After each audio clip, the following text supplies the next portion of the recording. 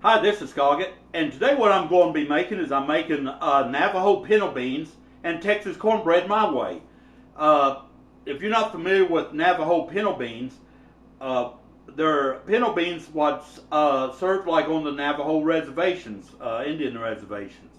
And me being half Native American myself, I can relate to these beans, and I just love them. And I'm sure if you make these, you're going to love them too. I had one of my subscribers, been a subscriber forever, ever since I've been making videos on YouTube. Mr. Palvis sent me an email, asked me to make some video on beans and cornbread. So I told him I'd go ahead and make that video for him, and I think if he makes this, I think he's going to really like it. So that's why I'm making the Navajo beans and Texas cornbread. I have this in several parts, and the next video will be the making of the cornbread.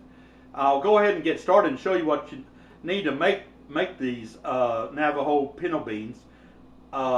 It's very simple ingredients. It's nothing to it. It's not hard to make. They're very easy to make, and it's just downright good. If you ever make these, I mean, I make them like once a week. Mrs. Scoggett loves them, and everybody else loves them. Go ahead and show you what you need. I'm making a double batch of them, so if you can take the ingredients and cut them in half for a smaller portion. What you need is 1 pound of pinto beans. I like these casserole pinto beans. To my understanding, is they're washed, and all the rocks and twigs and everything has been removed from them. And in fact, since I've been using these forever and ever, and I've never ever found a twig or rock in it. And these are just a fantastic product. If you can find the casserole brand pinto beans, I'd suggest using these, because these are fantastic. And also they cook pretty quick. This is going to be ready between 2 and 2.5 hours. And something else I was going to tell you about these beans is they don't make just pinto beans. They make black beans, yellow beans, and red kidney beans. I've tried them all, and they're all delicious. And something else what you're going to need is you're going to need ground beef. I've got 2 pounds here.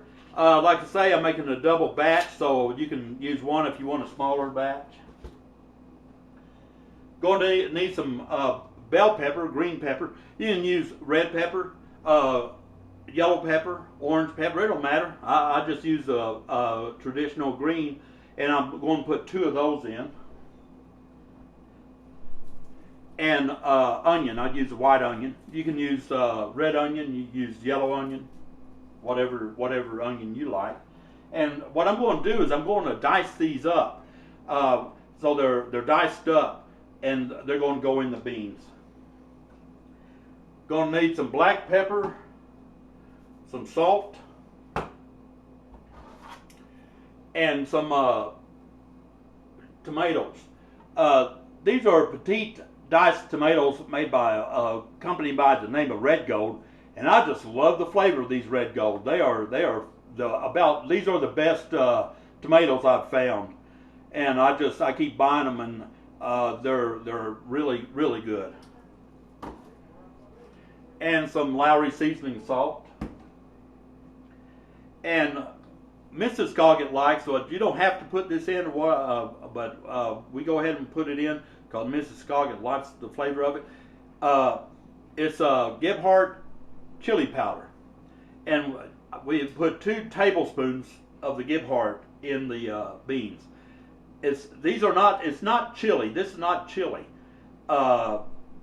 This is not really a chili bean, but we add just a little bit of this. What it does is it gives just a little hint of spice to it.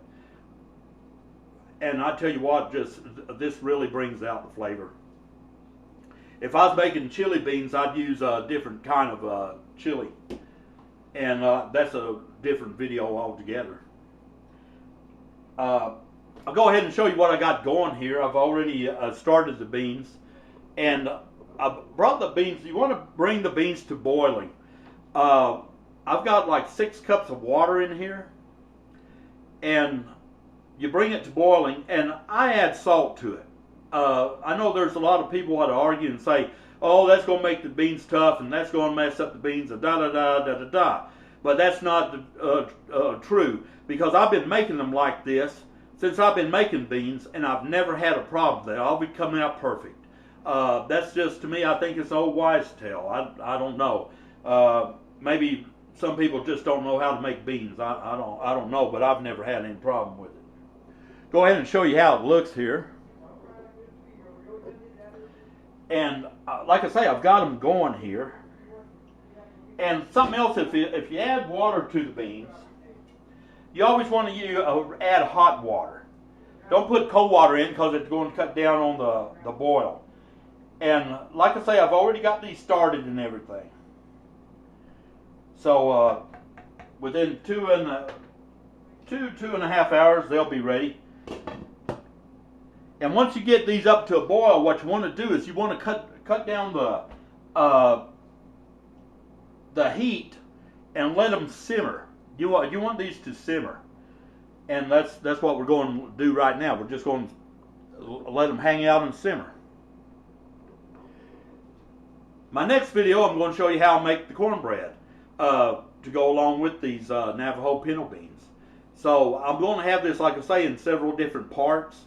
And every part will be like kind of a step, and I'll walk you through the steps to make this. And then we'll have the finished product. I'll plate it up, show you how it looks, and everything. And like I say, if you haven't tried these, you're missing out. These are absolutely delicious. I appreciate you watching the video. And Mr. Palvis, I appreciate the email on this, and I hope you'll try this. I'll give you a little shout out. I appreciate you as a subscriber also. Have the other videos coming up, and y'all take care.